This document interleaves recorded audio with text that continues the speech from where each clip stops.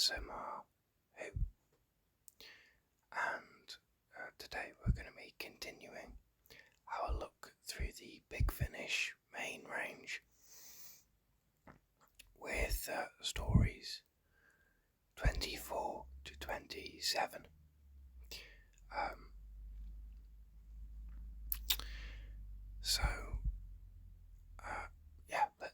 Let's just dive in.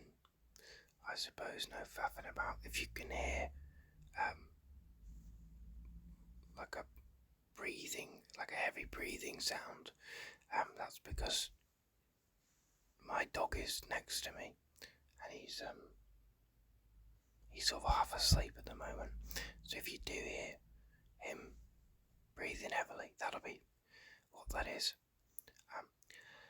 But anyway, let's get into the stories. A strong run of stories here, I think. Starting with The Eye of the Scorpion,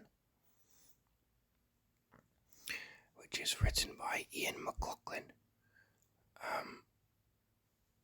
It's a Fifth Doctor story, of course, with Peter Davison. And you've also got Nicola Bryant as Perry, and this introduces a new character.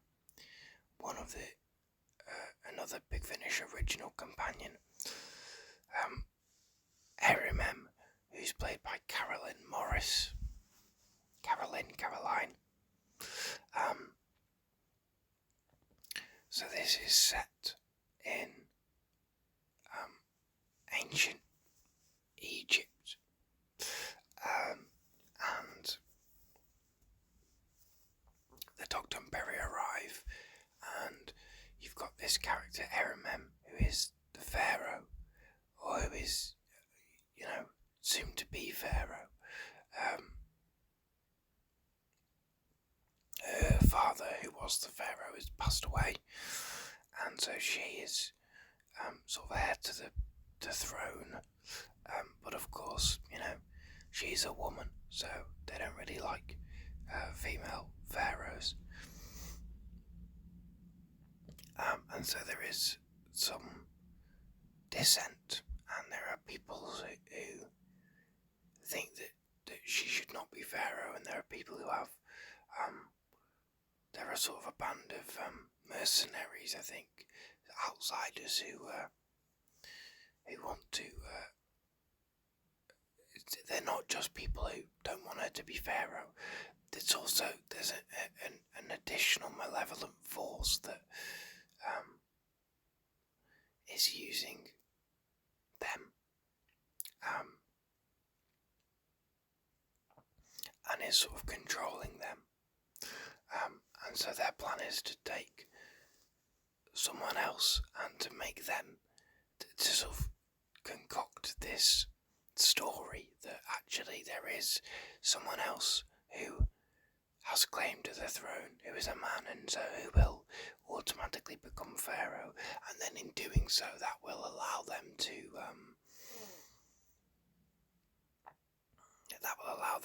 then take over. I don't recall the specifics of exactly what the plan is of the enemy. For the majority of the story, it is just a case of, it's more of a political thing, but there is also an alien threat as well, but it's not really a major thing. I don't recall.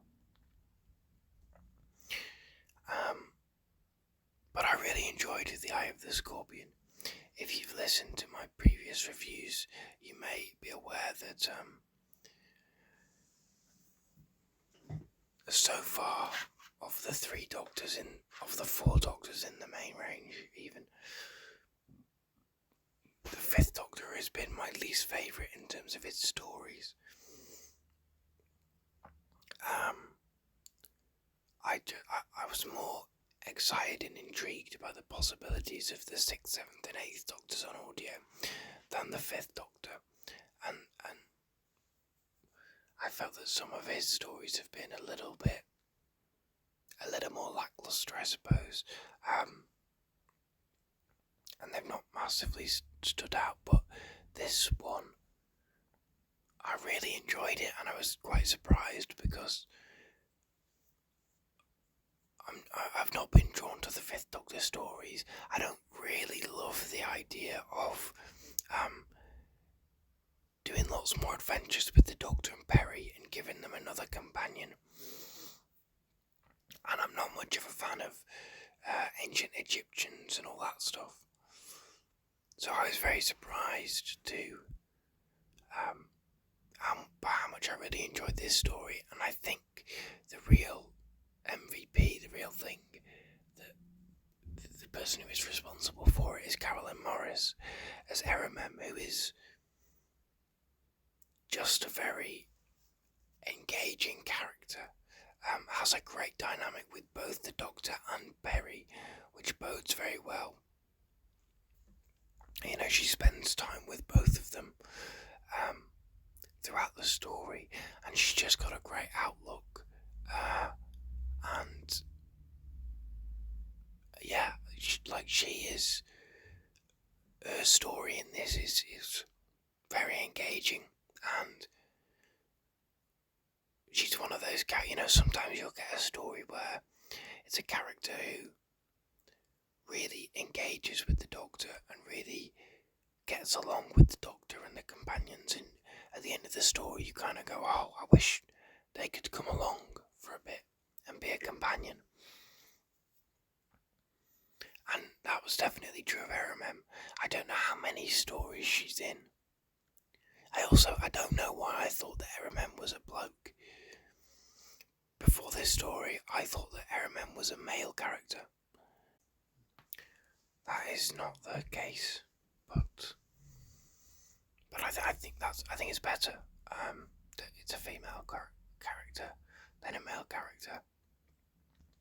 I very much enjoyed The Eye of the Scorpion. I was surprised that I enjoyed it as much as I did. It's not the best of the main range, but I had a great time with it. I look forward to hearing more from this new TARDIS trio. Next up is Colditz. It is written by Steve Lyons. A Seventh Doctor story starring, of course, Sylvester McCoy and Sophie Aldred as sort of Ace. Sort of not. This also introduces a new character who, not in this story, but eventually does become a companion, which is Elizabeth Klein, who is voiced by Tracy Childs.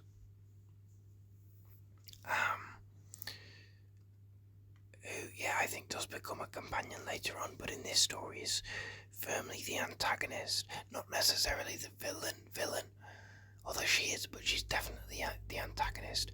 I would say the clear villain of the story is a character called Fieldverbal Kurtz, who is played by a young actor called David Tennant, which was very fun to hear him. This story is the Doctor and Ace arrive in Colditz Castle, the Nazi prisoner of war camp, in 1944, near the end of the war. The Nazis can sort of tell what way the war's going and that they're probably not going to win. But the Doctor and Ace get locked up in Colditz. The Doctor gets embroiled with the character of Klein, who shows up and knows about him and knows about the TARDIS and gives the Nazis access to the TARDIS and then takes him with her. So Ace is left to try and escape Colditz on her own with the friends she makes there. And the Doctor's trying to figure out who Klein is and what her deal is, what she's doing, what she wants, how she knows him. This was a great story. Really, really strong, I felt. I think the Seventh Doctor and Ace have had a pretty good run on audio so far in the main range. I think with the exception of dust breeding, which was fine, but I think other than that, all the other stories have been really, really strong. And this was no exception. This was great because there was a darkness to it, and there was a bite to it, Kurt's, David Tennant's villainous Nazi character, is really a really horrible guy.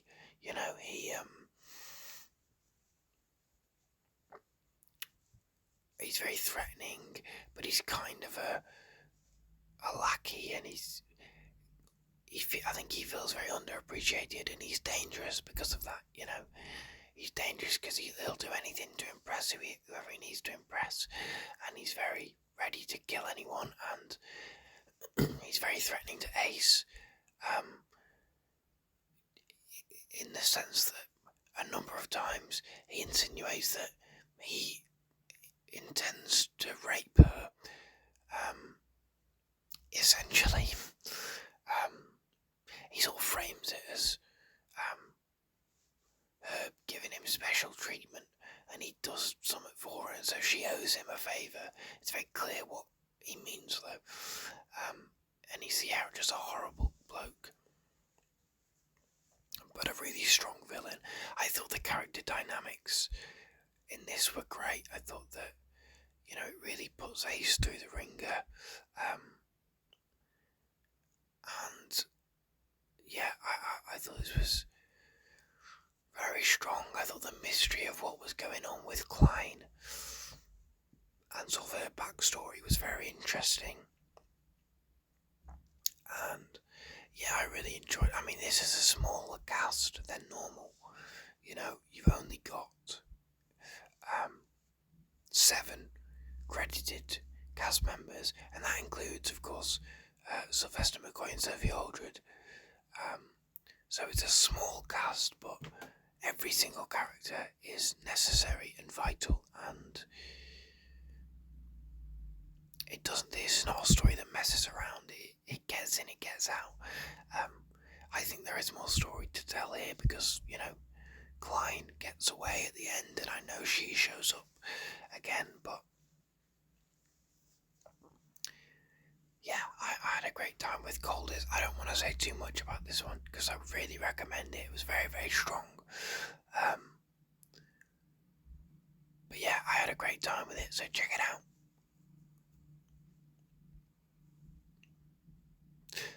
The next story is Primeval, which of these 4 I think is the weakest. It's written by Lance Parkin. Another 5th Doctor story, this time with Nyssa, Sarah Sutton returning, and it's set on Draken, like hundreds of years before Nyssa's time. Because of course, by the time Nyssa joins the TARDIS, Draken is destroyed. It's destroyed in Logopolis, but they go to an earlier point in time, and because Nyssa is out of action, she's very ill, she's gonna die, and we're not really sure why, so the Doctor takes her to Draken.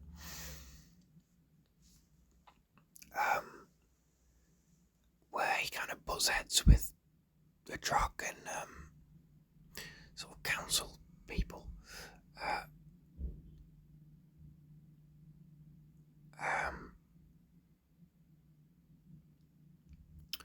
Who have their own society, and there's all this Draken lore about the source and their beliefs and stuff. There's no keeper yet, but there's also this force in sort of space above Draken. What's the character called? Gwandar, who I'm sort of knocking my microphone a little bit there, sorry. Gwandar, who has these followers who worship him and believe him to be a god, and he wants to take over Draken. He can't take over Draken because of the source that sort of stops him, it blocks him. So he's trying to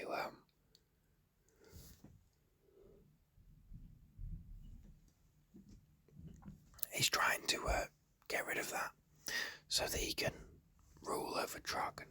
This one was fine. Following a bit of a trend, it's a Nissa story that I don't really love. I think Nissa stories have been fine so far, but but generally I think the weakest for me personally. The stuff on Draken was decent. There was a fun character in this. His name is Sabian, I want to say. Yeah, there was a character called Sabian who kind of has a really fun dynamic with Nissa. There's a character called Shayla who becomes a kind of surrogate companion for the Doctor in this, and there's good stuff here. But I personally, I think certainly of the four that I'm talking about today, this one is the weakest. I think this really just depends on, do you like the Fifth Doctor era? Do you like Nissa? Do you like the stuff about Draken? For me, I just didn't find it all that interesting.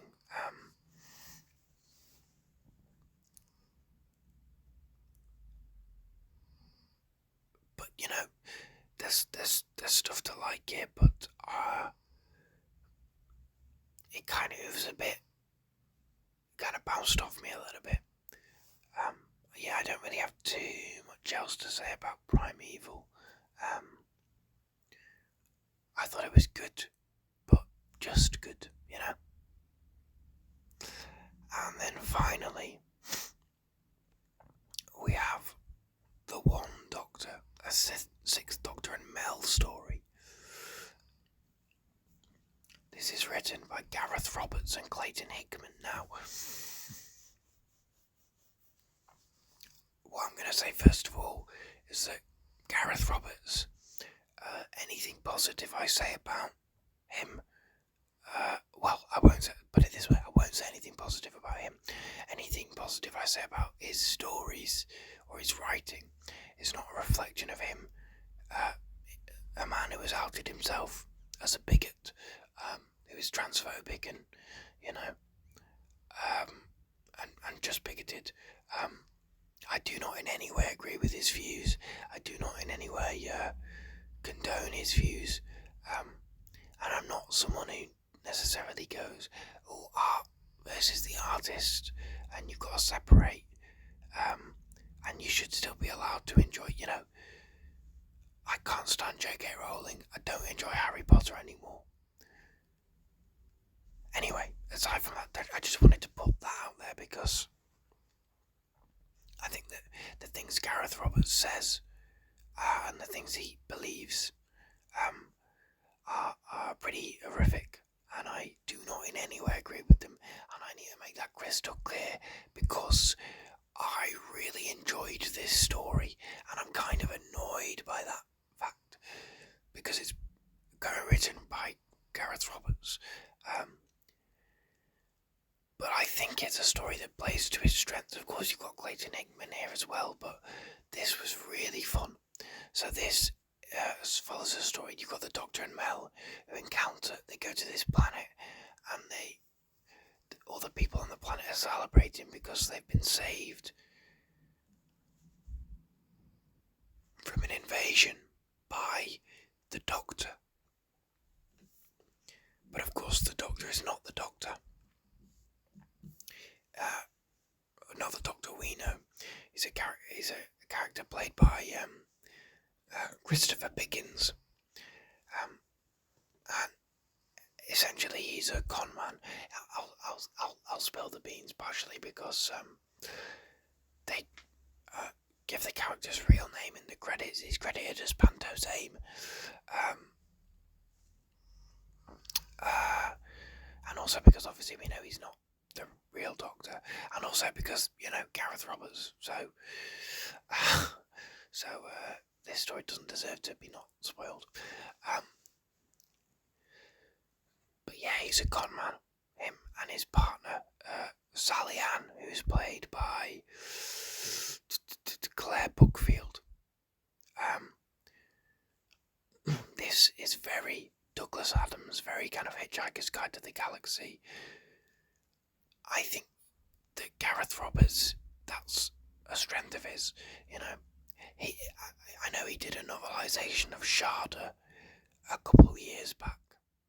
Now, about 10 years ago maybe, that was pretty good by all accounts, right? Like he kind of gets the Douglas Adams style quite closely, and this really felt like that,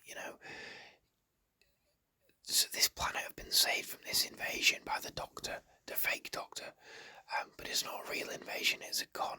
But then there is a real invasion, this big cylinder that comes and sort of threatens them and demands tributes from the system of planets and gives them a time limit, but it gives them a time limit in a unit of time measurement that they don't know because it's from a different planet. And so there's this whole back and forth that, there's this whole back and forth about how what the difference is in the time measurements and stuff. It's quite funny. There's a bit that they eventually, the Dr. Mel, Pantos Aim and Sally Ann go to collect these 3 tributes for this cylinder on different planets, and it's basically little side quests. So they split up, so the Doctor, the real Doctor, and Sally Ann go to essentially a parody of the Weakest Link. You've got this supercomputer thing that's been playing this quiz for like millennia, and he never gets the question. He only loses if he gets a question wrong, but he never gets a question wrong.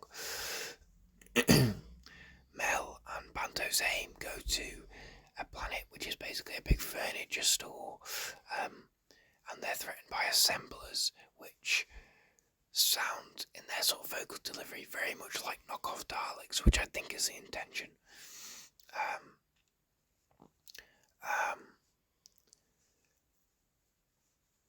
They go to, the final one is this big jelly monster, who's actually really nice and sweet, and they need him to go and basically flick a switch and it'll take him 10 minutes, but he doesn't want to do it because he's ordered an entertainment system that's going to arrive sometime within the 2,000 years, and so he doesn't want to miss his delivery because then I'll have to book another millennia to get it delivered in, and like stuff like that. I found it really silly and funny, and it was able to laugh with the show rather than like at the show necessarily. Like, it was able to find humour in some of the silliness of the show, and some of that is reflected in the sort of con of it all.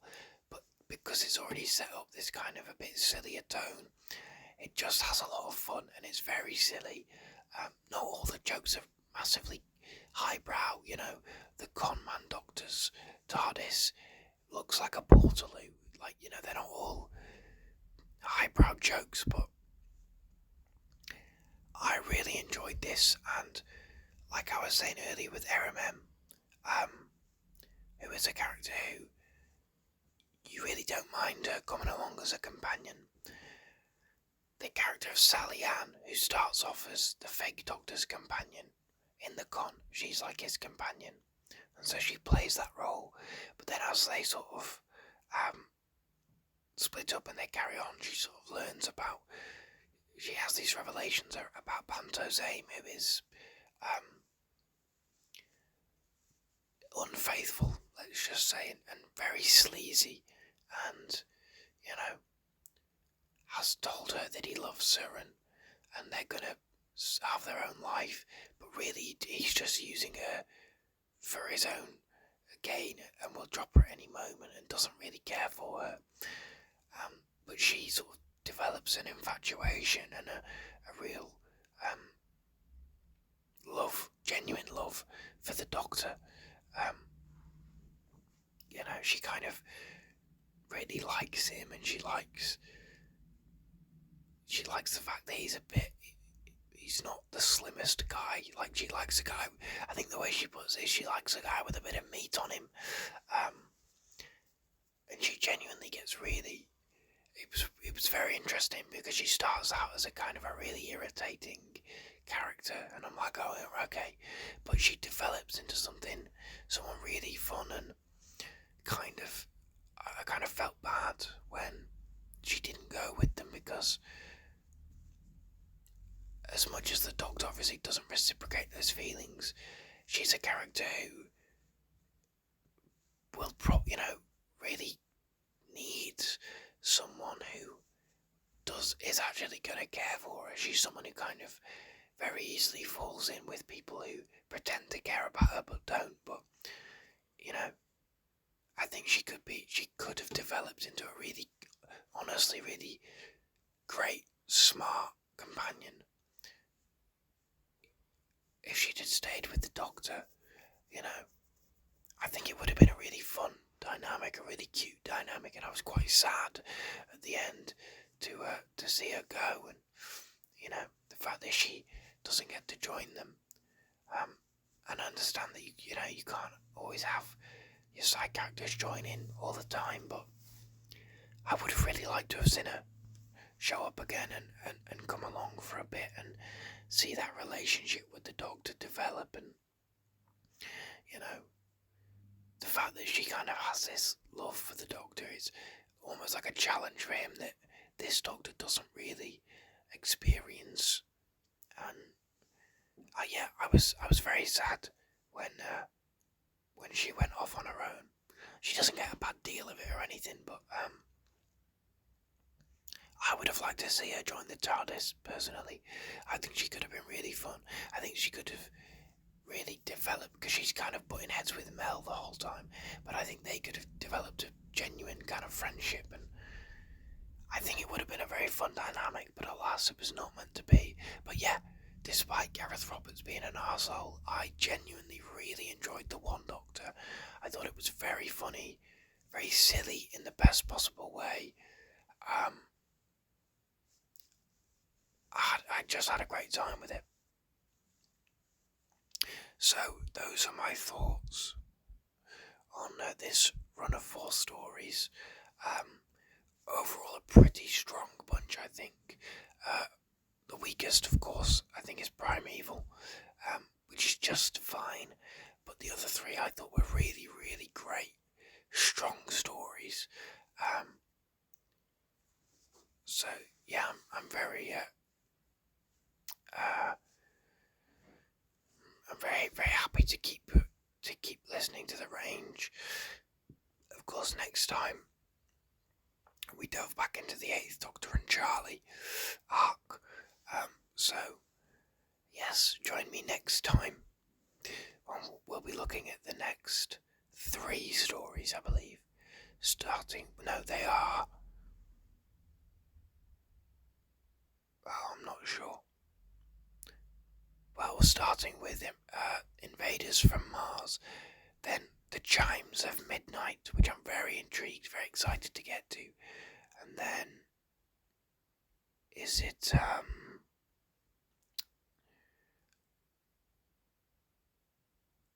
Embrace the Darkness, I want to say, Seasons of Fear. So yes, join me next time for Invaders from Mars, The Chimes of Midnight, and Seasons of Fear. But thank you very much for watching, thank you for listening. Please do like the video, comment, subscribe if you haven't, if you like what I do here. And I will see you next time. Thank you. Goodbye.